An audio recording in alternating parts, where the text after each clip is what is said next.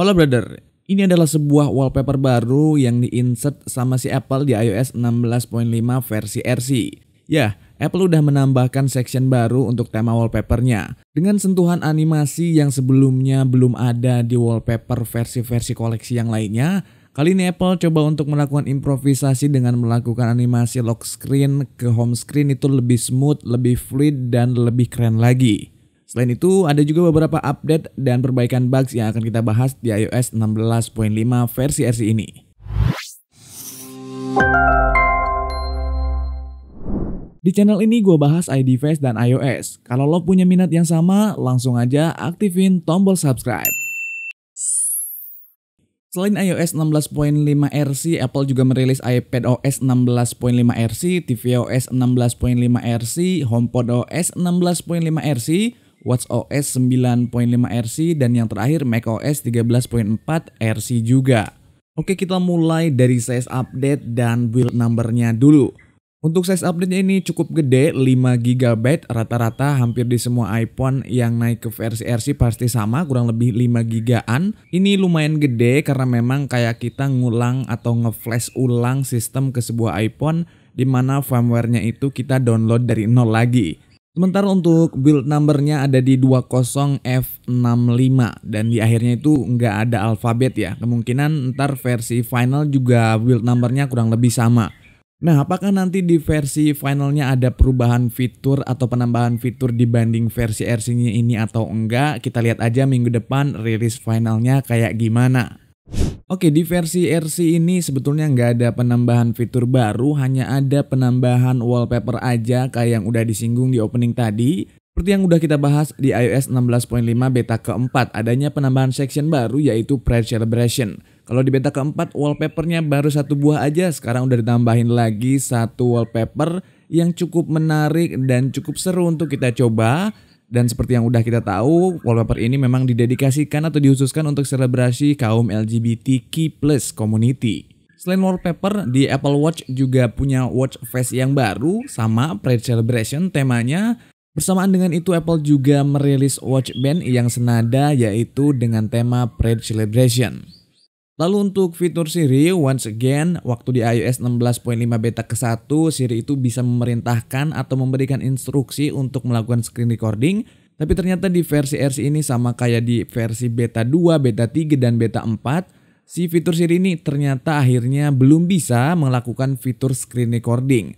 Entah nanti di versi finalnya apakah ada perubahan lagi atau tetap sama kayak versi RC ini. Namun kalau gua merasa sih kayaknya kurang lebih sama kayak versi RC ini, dimana versi finalnya juga nanti fitur Siri belum bisa melakukan instruksi untuk screen recording. Nah, lalu ada beberapa perbaikan bugs yang dilakukan di versi RC-nya ini. Yang pertama adalah perbaikan bugs di Spotlight untuk search-nya. Jadi sebelumnya itu kayak nge-lag, nge-bugs yang nggak smooth dan cukup ganggu kenyamanan kita. Ini udah diperbaikin, jadi kita bisa melakukan search di Spotlight ini dengan baik, dengan lancar, tanpa ada kendala-kendala lagi. Lalu bugs yang kedua yang dibenerin di iOS versi RC kali ini adalah perbaikan di screen time-nya.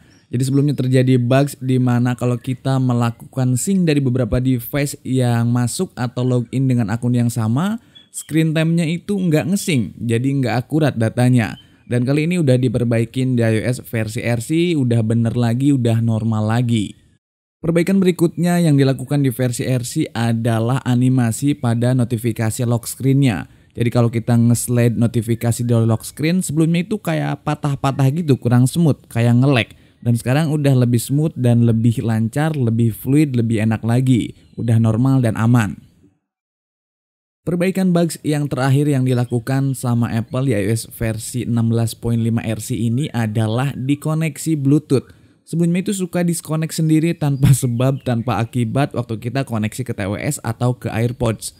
Bersamaan dengan itu, buat lo yang pakai atau menggunakan AirPods, udah ada firmware update yang bisa lo update juga secara bersamaan dengan iOS 16.5 versi RC ini. Jadi lu bisa langsung update aja untuk memaksimalkan konektivitas biar nggak putus nyambung lagi.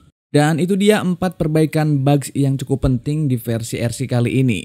Sementara di aspek performance, Secara umum memang ini cukup smooth dan gak ada kendala berarti untuk performancenya. Setelah dilakukan tes menggunakan Geekbench 5 didapat skor 1333 untuk single core dan 3038 untuk multicore-nya. Untuk GPU-nya atau grafisnya didapat skor 7240. Skor yang masih normal-normal aja. Namun di aspek daya baterai gua agak terkejut, luar biasa, agak boros banget menurut gua pribadi. Dimana handphone gua ini iPhone 11 yang baterai health-nya 78%, dari 50% menuju 15% cuma sekitar 90 menit sampai 100 menit aja, artinya 1,5 jam doang. Dan ini gua ngerasa boros banget. Dan gua nggak tahu karena memang baru dicoba 1 hari, bisa jadi ini adalah penyesuaian software dan hardware atau memang versi RC ini cukup boros. Nanti kita lihat dan akan gua share lagi di update-update berikutnya.